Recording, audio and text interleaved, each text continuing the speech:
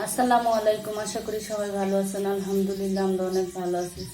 দেশের বাইরে থেকে যারা আমার ভিডিওটা দেখছেন তাদেরকে স্বাগতম।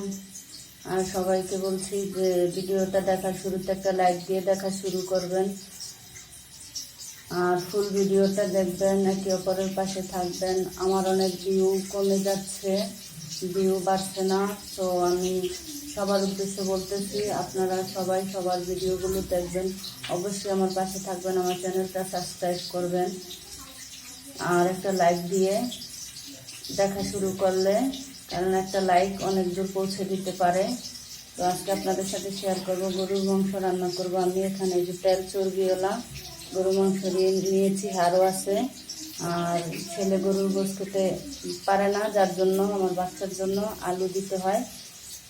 তো আলু দিয়ে আজকে রান্না করব, অন্যরকমভাবে আজকে মাখায় রান্না করব না। উপকরণগুলো দেখেন, এখানে আছে আদা রসুন বাটা, জিরা, গরম মশলার গুঁড়ো, লবণ, হলুদ, মরিচ, আর রসুন হচ্ছে আমি ছেঁচে নিয়েছি। তো আজকে এই ছেঁচা রসুন দিয়ে একটু অন্যরকমভাবে রান্না করব। বাটা রসুনও আছে। তো চলেন রান্নাটা বসিয়ে দিচ্ছি। এখানে আমি কড়াইতে পেঁয়াজ কুচি দিয়ে দিয়েছি, ওটাতে সাথে রসুন কুচিটাও দিয়ে দিচ্ছি।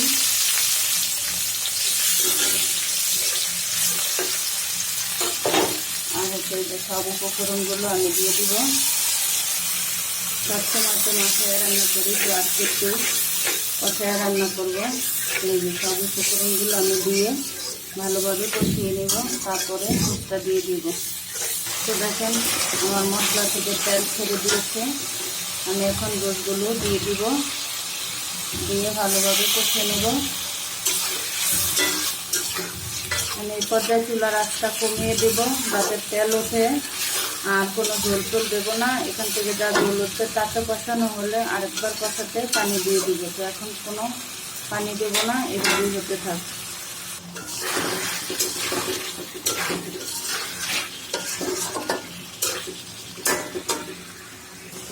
দেখেন আমার এই যে লাগা লাগা হয়ে গেছে কষানো। আবার এই সেই রসুনগুলো পেঁয়াজগুলো গলে গেছে, দিয়ে একটু বাকি আছে। এখন আমি ঝোলটা দিয়ে দিব কষানোর জন্য। আমি এতটুকু পরিমাণ ঝোলটা দিলাম কষাতে। এই ঝোলটা শুকনো শুকনো হলে তারপরে আমি আম দিয়ে কষিয়ে নেব।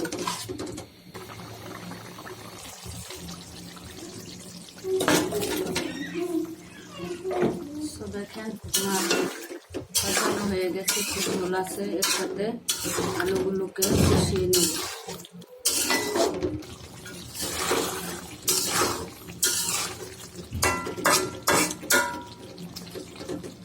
তো দেখেন আমার কষানো হয়ে গেছে। আমি কিন্তু তেল অল্প করে দিছিলাম, আমি তেল চর্বিওয়ালা গোশ নিয়েছিলাম, হাড় তেল চর্বি। তো যার জন্য এগুলো সব তেল উঠে দেখেন গোশ কমে গেছে, কারণ সব বেশি তেল ছিল। এখন আমি ঝোল দিয়ে দিচ্ছি।